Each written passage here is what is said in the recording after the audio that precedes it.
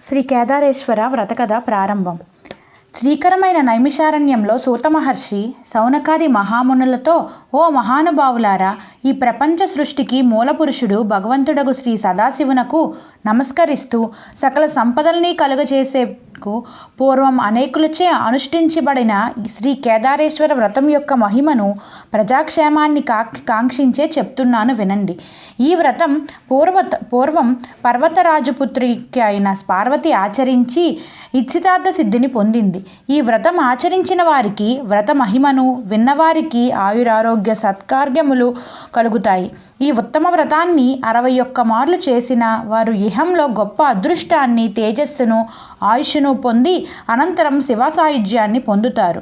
అందుచేత అందరూ జాతి, మత, వర్ణ భేదాలు లేకుండా నియమనిష్టలతో ఈ వ్రతాన్ని అనుష్ఠించాలి అని చెప్పి వ్రతకథను ఇలా వివరించసాగారు. పరమ పవిత్రమైన శ్రీ కైలాస పర్వత శిఖరాన శ్రీ పరమేశ్వరుడు ఒకనాడు పార్వతీ సమేతంగా ప్రథమ గణాలు, మునిగణాలు, కుబేర, వరుణ, ఇంద్రాది కల్పలకు, నారద, తుంబర, అగస్త్యాది మహర్షులు కొలువు తీరి ఉన్నారు. అప్పుడు సభలో సదాశివుని ప్రేరణ వల్ల నారదాది ఋషులు గానం చేశారు.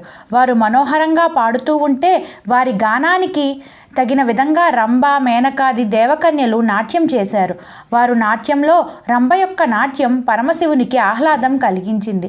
ఆ సమయంలో ప్రథమగణానికి చెందిన భృంగిరిటి అనే మహాభక్తుడు శివుని అనుమతి పొందిన బాసుతులందరికీ నవ్వు పుట్టే విధంగా వికటనాట్యం చేశాడు. ఆ నాట్యాన్ని చూసిన సభాసతులు నవ్వులకు పర్వత గుహలు మారుమోగాయి. పరమశివుడు సంతోషించి, భృంగిరిటి, నీ నృత్య భంగిమలు బాగున్నాయి, నాకెంతో ఆనందము కలిగించింది అంటూ అతని మీద ఎంతో దయ చూపించాడు. తన వికటనాట్యంతో అందరి మన్ననలు పొందిన భృంగిరిటి పార్వతీదేవిని విడిచి పరమశివునికి మాత్రం ప్రదక్షిణ నమస్కారాలు చేశాడు. ఆ విధంగా చేయడంతో జగన్మాత అయిన పార్వతికి బాధ కలిగింది. ఆమె ఆ విధంగా చేయటానికి గల కారణమేమిటని తన భర్తను అడిగింది. అప్పుడు సదాశివుడు మందహాసం చేస్తూ, దేవి, బ్రహ్మజ్ఞానులు నీకు మొక్కరు, వారికి నీతో పని లేదు అన్నాడు. ఆ మాటలు విన్న పార్వతికి కోపం వచ్చింది. తాను శక్తి స్వరూపిణినని, సర్వ సృష్టికి తానే ఆధారమని భావిస్తూ ఉండడం వల్ల తాను శివుణ్ణి విడిచిపెట్టి తన శక్తినంతటిని ఆకర్షించుకుంది. ఆ పురాణ దంపతులు ఒకరికొకరు దూరం అవడం వల్ల వియోగాగ్ని మూలంగా చిక్కి శల్యాలుగా కనిపిస్తున్నారు. దేవతలు వేడుకుంటున్నప్పటికీ అంబిక శాంతించకుండా కైలాసాన్ని విడిచిపోయింది. ఆమె చివరకు గౌతముని ఆశ్రమం చేరుకుంది. ఆశ్రమంలో ఆమెకు ఎవరూ కనిపించలేరు. అందుచేత గౌతముడు వస్తాడనే దృష్టితో అక్కడే ఉండిపోయింది. హోమానికి పనికి వచ్చే సమిధలు, దర్పలు, పండ్లు మొదలైన వాటిని అడవిలో సేకరించుకొని గౌతముడు తిరిగి తన ఆశ్రమానికి వస్తూ తన ఆశ్రమాన్ని చూసి ఆశ్చర్యపోతూ, ఏమిటి వింత, నా ఆశ్రమం ఇంత తేజోవంతంగా కనిపిస్తున్నదేమిటి అనుకుంటూ ఆశ్రమంలోకి ప్రవేశించి జగన్మాత అయిన పార్వతీదేవిని చూసి అతిథి పూజలు చేసి ఆమె రావటానికి గల కారణాన్ని అడిగాడు. ఆమె తన దుఃఖానికి గల కారణం చెప్పి అతన్ని కూర్చోమని చెప్పి, ఓ భగవంతుడా, యోగులందరి చేత పూజలందుకునే ఆ పరమేశ్వరుని యొక్క అర్ధభాగం నాకే విధంగా లభిస్తుందో అటువంటి వ్రతాన్ని ఒకదానిని నాకు ఉపదేశించమని అడిగింది. సర్వజ్ఞుడైన గౌతమ మహర్షి కొంతసేపు ఆలోచించి, అమ్మా, కోరిన కోరికలు ప్రసాదించే కేదారేశ్వర వ్రతాన్ని అనుష్ఠించు, నీ కోరిక నెరవేరుతుంది అన్నాడు. అప్పుడు పార్వతి, నేను వ్రతాన్ని ఏ విధంగా చేయాలో వివరించమని అడిగింది. గౌతమ మహర్షి పరమేశ్వరుని ప్రార్థించి వివరాలు చెప్పడం ప్రారంభించాడు.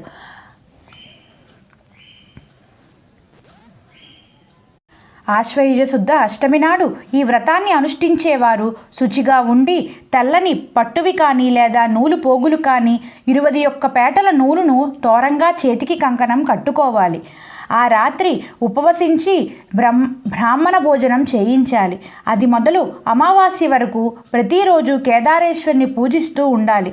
ఆ వ్రతం చేసే పద్ధతి ప్రకారం ప్రతిదినం ఉదయాన్నే లేచి శుచి అయి పూజా ప్రదేశంలో ధాన్యాన్ని రాశిగా పోసి దాని మీద ఒక పూర్ణకుంభాన్ని ఉంచి దానికి 21 నూలుపోగులను చుట్టి దాని మీద తెల్లని పట్టుబట్టని కానీ తెల్లని వస్త్రాన్ని కానీ శక్త్యానుసారం నవరత్నాల్ని కానీ బంగారాన్ని కానీ వెండిని కానీ వీని యందు ఉంచి గంధ పుష్పాక్షతలతో ఆ కలశాన్ని పూజించి ఆ తరువాత 21 మంది బ్రాహ్మణులను పిలిచి కాళ్ళు కడిగి ఆ కలశాన్ని పూజించి ఆ తరువాత 21 మంది బ్రాహ్మణులను పిలిచి కాళ్ళు కడిగి పీఠం మీద కూర్చుండబెట్టి పురోహితునకు ముందుగా పూజ చేసిన తరువాత బ్రాహ్మణులు 21 మందికి పూజించాలి. ఆ తర్వాత కలశమందు కేదారేశ్వరిని ఆహ్వానం చేసి షోడశోపచార పూజలు చేస్తూ నవకాయ పిండి వంటలు, పాయసం, పాలు, పెరుగు, నెయ్యి, తేనె మొదలైన వాటిని వివిధ రకాల పండ్లను నివేదించి తాంబూల నీరాజన మంత్ర పుష్పాలతో స్వామిని స్తుతించి బ్రాహ్మణులందరికీ దక్షిణ తాంబూతాలిచ్చి సంతోషపరిచి వ్రతాన్ని పూర్తి చేసినట్లయితే కేదారేశ్వరుడు సంతోషించి సకల దేవతలతో వచ్చి నీకు స్వదేహంలో అర్ధాంగాన్ని ఇస్తాడు అని చెప్పాడు. గౌతమ మునీంద్రుడు చెప్పిన విధంగా జగన్మాత పార్వతి ఆ వ్రతాన్ని భక్తి శ్రద్ధలతో అనుష్ఠించి వ్రత సమాప్తి కావించే సమయంలో పరమేశ్వరుడు ప్రత్యక్షమై తన శరీరంలో సగభాగం ఆమెకు ప్రసాదించాడు. పార్వతి పారవశ్యంతో పరమేశ్వరుని అర్ధ శరీరాన్ని పొంది వ్రతక్షేమాన్ని కాంక్షించి ఈ వ్రతం చేసిన వారి కోర్కెలు తీరునట్లు వరం ప్రసాదించమని అడిగింది.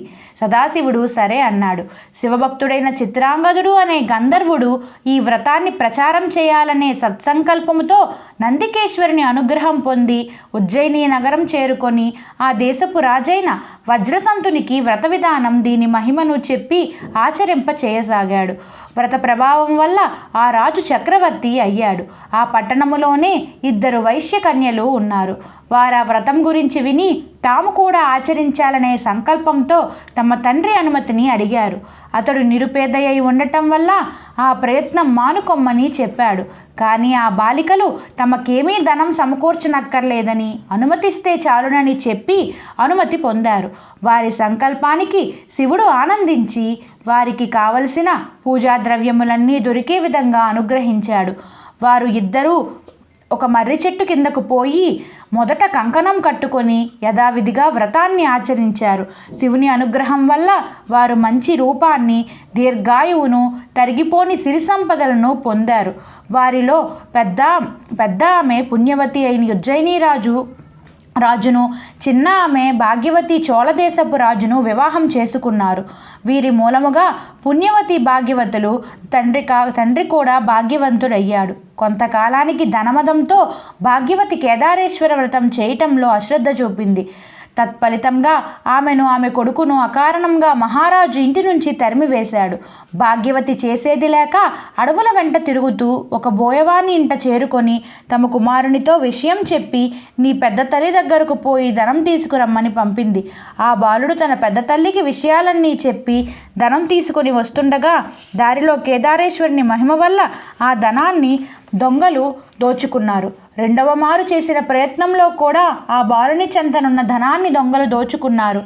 ఆ బాలుని విచారానికి జాలిపడి కేదారేశ్వరుడు, నాయనా, నా వ్రతాన్ని ఉల్లంఘించిన వారికి నా ధనం పొందే అర్హత ఉండదు అన్నాడు. ఆ మాటలు విన్న బాలుడు తిరిగి వెళ్ళి పుణ్యవతికి తాను విన్న మాటల గురించి చెప్పాడు. అప్పుడు ఆమె ఆ బాలుని చేత వ్రతం చేయించి మీ అమ్మను కూడా ఈ వ్రతం చేయమని చెప్పి ధనాన్ని ఇచ్చి పంపించింది. అతడికి మార్గమధ్యంలో పూర్వం 2 సార్లు పోగొట్టుకున్న ధనం కూడా కనిపించింది. ఆ ధనరాశులతో తల్లి దగ్గరకు చేరుకొని జరిగినదంతా చెప్పాడు. భాగ్యవతి తన తప్పిదాన్ని గుర్తించి కేదారేశ్వరుని క్షమార్పణ చెప్పుకొని భక్తి శ్రద్ధలతో వ్రతాన్ని అనుష్ఠించి కేదారనాథుని అనుగ్రహం వల్ల తిరిగి తన భర్త యొక్క అనుగ్రహాన్ని పొంది సుఖంగా కాలం గడిపింది. ఈ వ్రతాన్ని గౌతమ మునీంద్రుడు పార్వతీదేవికి ఉపదేశించినదై ఉండుట వలన ఇహపర సుఖాలు కోరుకునే వారి వ్రతాన్ని ఆచరించి మేలు పొందుతూ ఉంటారు. ఈ వ్రత మహిమ విన్నవారికి, చదివిన వారికి కేదారేశ్వరుడు అన్ని సంపదల్ని ప్రసాదిస్తాడు. శ్రీ కేదారేశ్వర వ్రత కథ సమాప్తం. నా వీడియో మీకు నచ్చినట్లయితే నా ఛానల్ సబ్స్క్రైబ్ చేసుకోండి. నా వీడియోని లైక్ చేయండి, షేర్ చేయండి. Thank you.